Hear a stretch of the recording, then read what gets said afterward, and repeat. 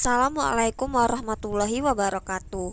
Perkenalkan, nama saya Raisa Handra dengan NIM 100111282020575 dari kelas IKMB. Baiklah, saya akan menjelaskan mengenai identifikasi bahaya. Apa itu hazard? Hazard adalah suatu kondisi, bahan, atau cara kerja yang berpotensi menyebabkan kerugian atau kecelakaan. Apa itu risiko? Risiko adalah suatu kesempatan terjadinya kerugian atau kecelakaan. Selanjutnya, pengendalian potensial hazard yang meliputi kenali, evaluasi, rencanakan, laksanakan, dan monitor. Pada bagian evaluasi, bisakah potensi bahaya itu ditolerir?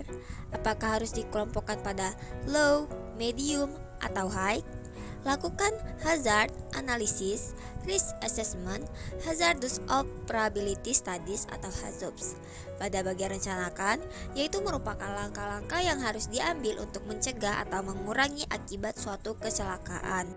Pada bagian laksanakan, yaitu lakukan hierarki pencegahan, meliputi yang pertama eliminasi, yang kedua substitusi, yang ketiga engineering control, yang keempat administrative control, dan yang kelima alat pelindung diri. Pada eliminasi, yaitu dengan menghilangkan hazard, maka 99% kemungkinan celaka oleh potensi bahaya tersebut sudah hilang. Yang kedua, substitusi. Dengan substitusi, maka level bahaya bisa diturunkan. Yang ketiga, engineering control. Dengan pengontrolan teknis, maka kemungkinan terjadinya kecelakaan akibat keteledoran atau kelemahan teknologi bisa dicegah. Yang keempat, administrative control. Dengan pengontrolan administratif, maka kemungkinan terjadinya kecelakaan akibat keteledoran administrasi atau urutan kerja bisa dicegah. Yang kelima, alat pelindung diri. Meskipun merupakan prioritas terakhir, namun untuk melindungi diri dari akibat kecelakaan karena faktor manusia, maka APD atau PPE tetap sebagai sesuatu yang mutlak harus dikenakan. Monitor merupakan keharusan untuk meyakinkan apakah kebijakan-kebijakan manajemen yang demikian bersungguh-sungguh dalam upaya mencegah kecelakaan terhadap karyawan maupun kontraktor telah dipatuhi sepenuhnya di lapangan atau tidak. Monitor juga sebagai tahapan mengumpulkan bahan evaluasi untuk penyempurnaan ke depan. Selanjutnya yaitu kenali peluang kerugian. Contoh peluang kerugian yaitu housekeeping yang kurang baik, perilaku karyawan, penataan material sembarangan, peraturan-peraturan, dan pembelian yang tidak sesuai dengan spesifikasi. Cara mengenali hazard. Yang pertama, melakukan inspeksi rutin atau mendadak di tempat kerja. Yang kedua, mempersiapkan atau membuat overguide, GSA, Safety Audits, Hazard Studies.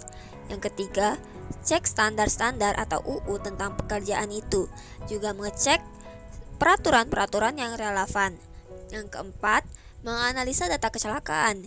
Yang kelima, melakukan PM atau Preventative Maintenance Checks. Yang keenam, melakukan penilaian risiko. Dan yang terakhir, mengenal seluruh potensi bahaya yang ada di sekitar. Sumber bahaya utama potensial meliputi people or process, equipment, material, and environment.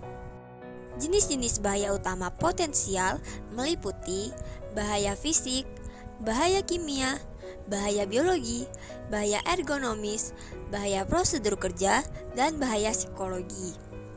Yang pertama, bahaya fisik meliputi bising atau suara di atas nilai ambang batas, alat atau bahan tanpa pelindung, benda atau objek yang menghalangi, penerangan yang tidak memadai, vibrasi atau getaran, temperatur ekstrim, dan radiasi. Yang kedua, bahaya kimia. Setiap bahan kimia yang mampu menyebabkan cedera tubuh, sakit, atau kematian, atau perubahan perilaku maupun penurunan kepekaan seseorang. Misalnya, pelarut, asbestos, kadmium, arsenik, silika, merkuri, dan lain-lain. Beberapa bahan kimia juga bisa menyebabkan kebutaan, gangguan penyakit dalam seperti kanker darah, penyakit pernafasan, keracunan, dan gangguan kulit seperti iritasi. Yang ketiga, bahaya biologi. Setiap unsur-unsur kehidupan atau biologi seperti debu organik, jamur, serangga, semut, kutu, protozoa, bakteri, virus, atau enzim yang dapat menimbulkan reaksi alergi, luka, ataupun penyakit terhadap tubuh manusia. Misalnya, bakteri, infeksi virus HIV, debu organik atau jamur pada kain, butiran-butiran debu, dan serangga. Yang keempat yaitu bahaya ergonomis. Setiap tempat kerja atau kegiatan yang bisa menyebabkan atau menimbulkan tekanan terhadap fisik, jiwa, ataupun perlakuan yang tidak pantas terhadap bagian tubuh seseorang. Misalnya, desain lokasi kerja yang buruk, tata ruang kerja yang buruk, desain peralatan dan alat kerja yang buruk, dan beban tanggung jawab berlebihan. Yang kelima yaitu bahaya prosedur kerja, yaitu setiap penyimpangan terhadap peraturan dari prosedur kerja. Misalnya, tidak mengikuti langkah demi langkah operation guide, memulai pekerjaan tanpa surat izin kerja, melompati langkah-langkah prosedur yang ditetapkan. Dan yang terakhir yaitu bahaya psikologi, meliputi permasalahan antar rekan kerja atau tetangga dan permasalahan komunikasi. Sekian video penjelasan dari saya. Apabila ada kesalahan kata, saya mohon maaf. Kepada Allah saya mohon ampun. Wassalamualaikum warahmatullahi wabarakatuh.